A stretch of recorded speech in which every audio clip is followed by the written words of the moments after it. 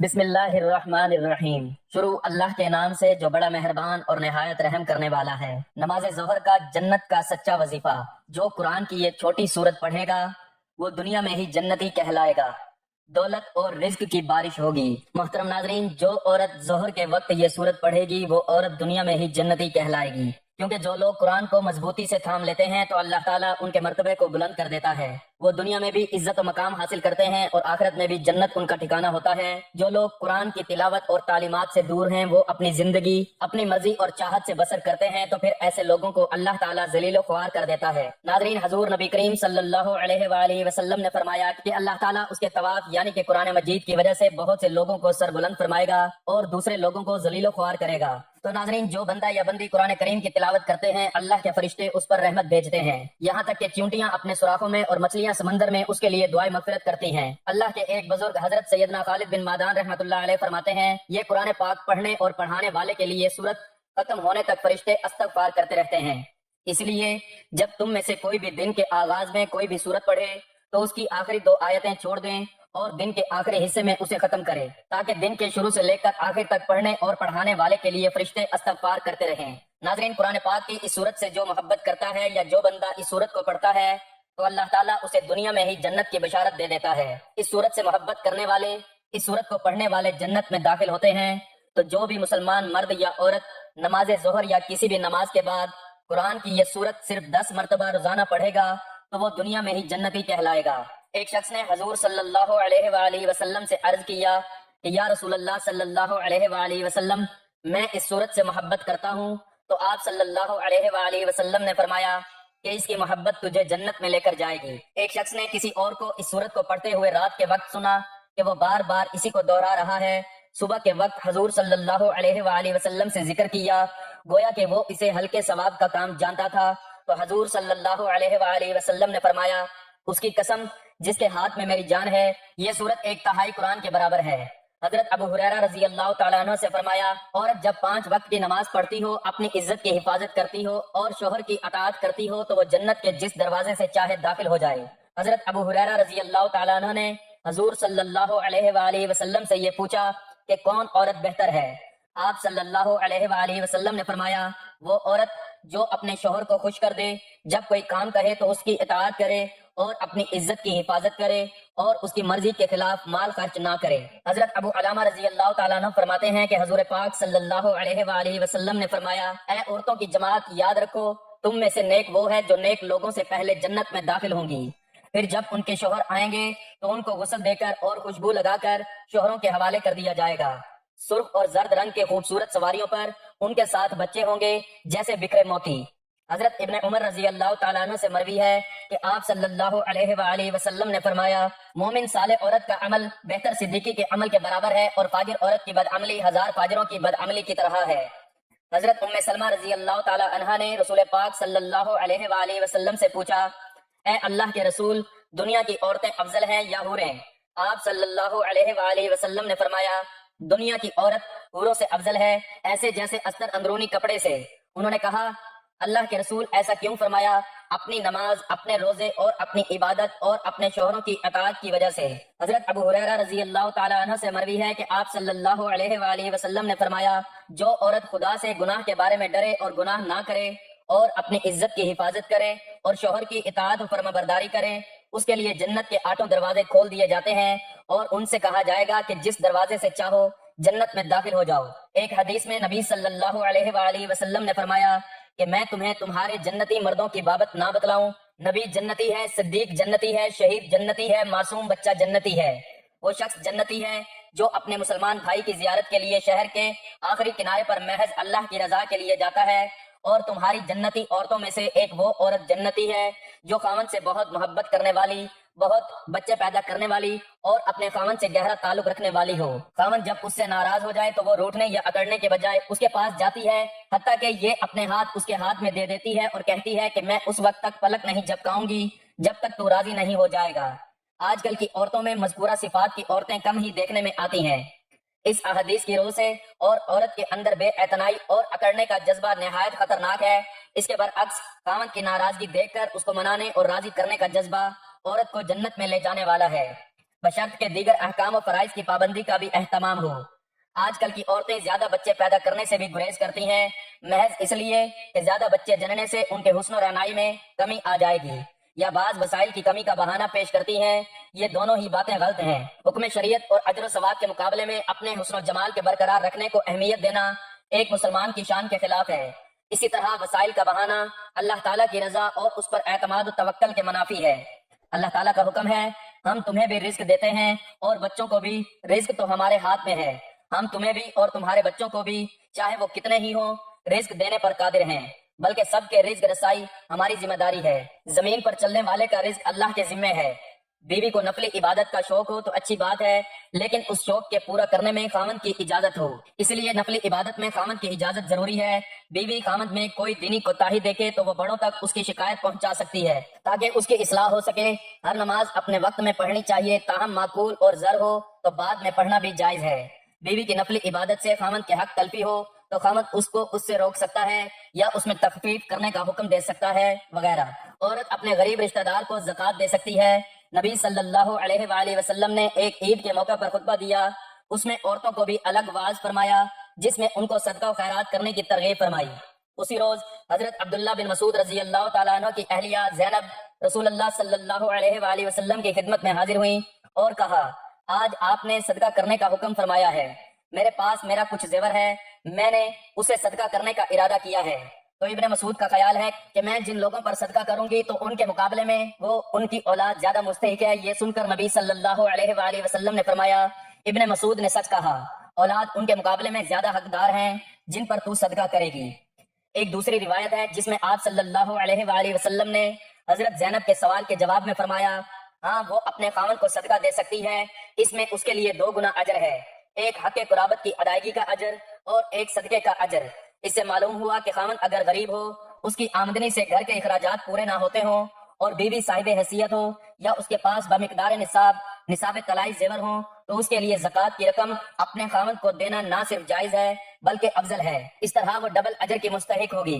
इसी तरह ज़ेर परवरिश यतीम बच्चों पर ज़कात की रकम खर्च करना भी दुगना अजर का बाइस है।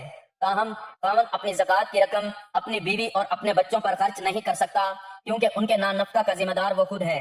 वो ये जिम्मेदारी असल माल से अदा करेगा, ना कि माल ज़कात से। औरत चूंकि खामन के नान नफ्का की जिम्मेदार नहीं है, इसलिए वो उसको ज़कात दे सकती है। औरत भी एक ऐसे ही अनमोल चीज है कि मर्द उसकी कीमत अदा नहीं कर सकता। गोया वो ऐसा अतिया इलाही है जिस पर इंसान अल्लाह का जितना भी शुक्र करे, इस नेमत और अतिया का हक अदा नहीं हो सकता। औरत कायनात के अजीम तरीन हस्ती है और इस अजीम तरीन हस्ती को जायज तहफ़्फ़ुज़, मोहब्बत, मकाम और हकूक इस्लाम ने अता किए। किसी और मजहब में इसकी कोई नजीर नहीं मिलती। इस्लाम से पहले औरत की हैसियत एक जर खरीद गुलाम से ज्यादा नहीं थी। उसका ना कोई हक था, ना इज्जत और मकाम। बेटियों को पैदा होते ही जिंदा दफन कर दिया जाता था। फिर दीन इस्लाम की रोशनी फैली। नबी करीम सल्लल्लाहु अलैहि वसल्लम ने लोगों को औरत का मकाम और मर्तबा बताया। अल्लाह रब्बुल इज्जत कुरान में औरतों से मुतल्लिक रवैये की निशानदही करते हुए फरमाता है कि और जब तुम में से किसी को लड़की की पैदाइश की खबर दी जाती है तो उसका चेहरा सियाह पट हो जाता है और वो गम से भर जाता है। फिर दीन इस्लाम ने दुख्तर कशी की इस बेईमाना रस्म को गैर इंसानी फेल करार दिया। नबी पाक सल्लल्लाहु अलैहि वसल्लम की बेटी की पैदाइश और उसकी परवरिश पर जन्नत का परवाना जारी हुआ।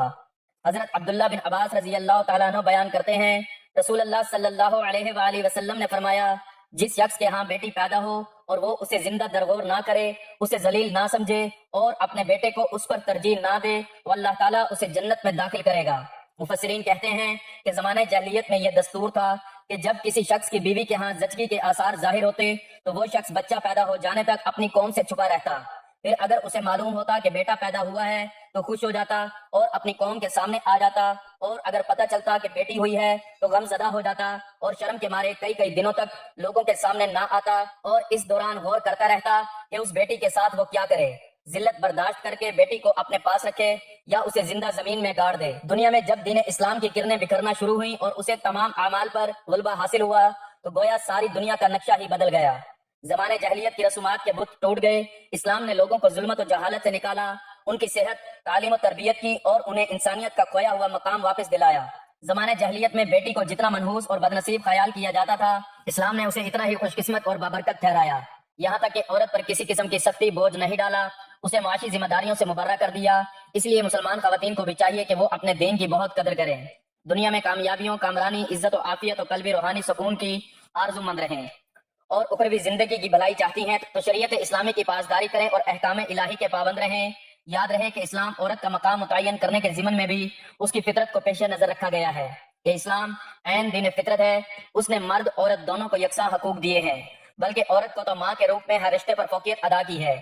اگر دونوں مرد و زن کا دائرہ کار الگ الگ ہے اور اس حوالے سے آج کی عورت کو سنجیدگی سے پوچھنے سمجھنے کی ضرورت ہے کہ اللہ پاک نے اسے نسلوں کی آبیاری جیسا انتہائی اہم کام سونپا ہے، تو اس کے ایک غلط قدم اور رویہ پوری ایک نسل تباہ کرنے کا باعث بن سکتا ہے۔ آج کل عورت کی آزادی کے نام پر جو کچھ ہو رہا ہے، جو زہر اس کے ذہن میں انڈیلا جا رہا ہے، وہ اس کی دنیا و آخرت تباہ کر سکتا ہے۔ تو بہنوں یاد رکھو، اس کائنات میں مرد و زن دونوں کو الگ الگ ذمہ داریاں دی گئی ہیں۔ ایسی کون سی آزادی ہے جو ہمارے دین میں خواتین کو حاصل نہیں؟ یہ دین فطرت ہے، تو اس میں ایسا کچھ ہو ہی نہیں سکتا جو فطرت کے خلاف ہو۔ خدارا اپنی ذمہ داریاں سمجھیں اور راہ حق پر چلیں کہ اگر غلط راستے پر چلتے چلتے ہی موت آ گئی تو اب بھی زندگی بھی تباہ و برباد ہو جائے گی۔ جو لوگ آزادی کے نام پر آپ کو اللہ کے راستے سے بھٹکا رہے ہیں، ان کی سازشوں کو سمجھیں، پہچانیں اور ان کا اعلی کار بننے سے گریز کریں کہ اسی میں دنیا و آخرت کی بھلائی و کامیابی ہے۔ محترم ناظرین، اب چلتے ہیں وظیفے کی جانب۔ تو ناظرین، قرآن کی یہ سورت اخلاص ہے۔ قل هو اللہ احد اللہ الصمد لم یلد ولم یولد ولم یکن لہ کفوا احد۔ ایک روایت میں حضور نبی کریم صلی اللہ علیہ وآلہ وسلم فرماتے ہیں کہ جو شخص اس سورت کو 10 مرتبہ پڑھ لے گا تو اللہ تعالیٰ اس کے لیے جنت میں ایک محل تعمیر کرے گا۔ اس پر حضرت عمر رضی اللہ تعالیٰ عنہ نے کہا کہ یا رسول اللہ صلی اللہ علیہ وآلہ وسلم، پھر تو ہم بہت سارے محل بنوا لیں گے۔ تو آپ صلی اللہ علیہ وآلہ وسلم نے فرمایا، اللہ اس سے بھی زیادہ اور اس سے بھی اچھے محل دینے والا ہے۔ ایک حدیث میں ہے کہ جو شخص اس سورت کو 50 مرتبہ پڑھ لے تو اس کے 50 سال کے گناہ معاف ہو جاتے ہیں۔ تو ناظرین، کتنی فضیلت اور اجر و ثواب ہے اس چھوٹی سی سورت کا۔ تو آپ سب ہی نماز ظہر کے بعد یا کسی بھی نماز کے بعد یا رات کو سونے سے پہلے کم از کم 10 مرتبہ سورت اخلاص کو ضرور پڑھ لیا کریں۔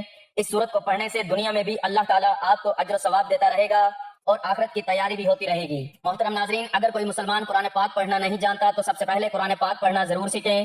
اس کو پڑھنا اپنی زندگی کا مشن بنا لیں۔ جب تک آپ قرآن پاک دیکھ کر پڑھنا نہیں جانتے تب تک سورت اخلاص یاد کر لیں، کیونکہ اس کے بے شمار فائدے ہیں۔ یہ سورت الفاظ میں چھوٹی لیکن فضائل میں پہاڑوں سے بھی وزنی سورت ہے۔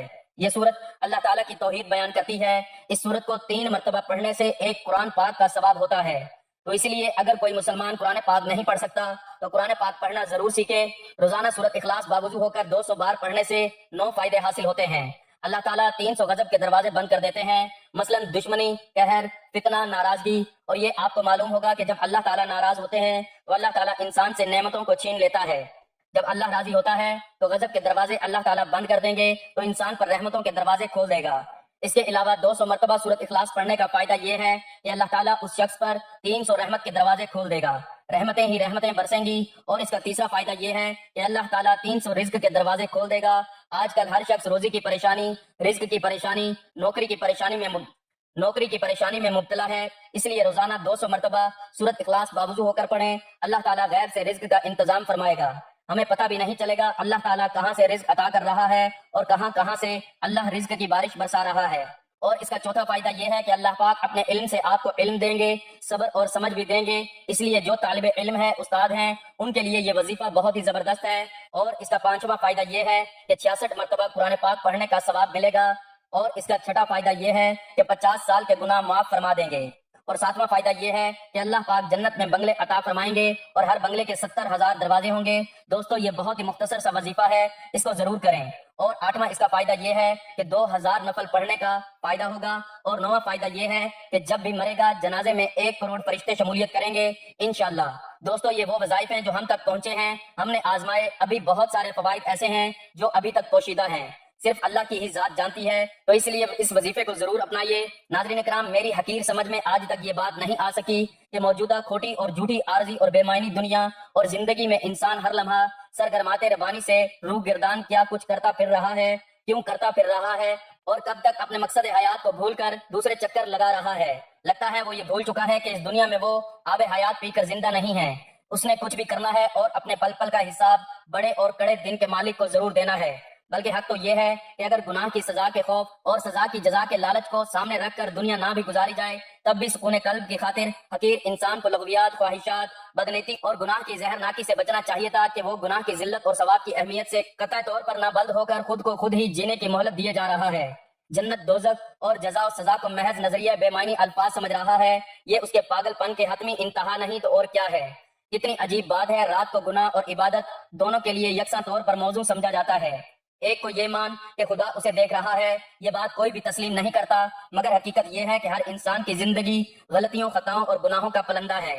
اگر کبھی یہ غلطیاں، یہ گناہ یا خطائیں اس کے سامنے آ جائیں تو یوں محسوس ہوگا جیسے ایک اکیلا انسان لاکھوں درندوں میں گھر گیا ہو۔ سوچئے اگر تریاکِ زہر زیادہ بن جاتی ہے تو انسان کے گناہوں کی زیادتی کا انجام کیا ہوگا۔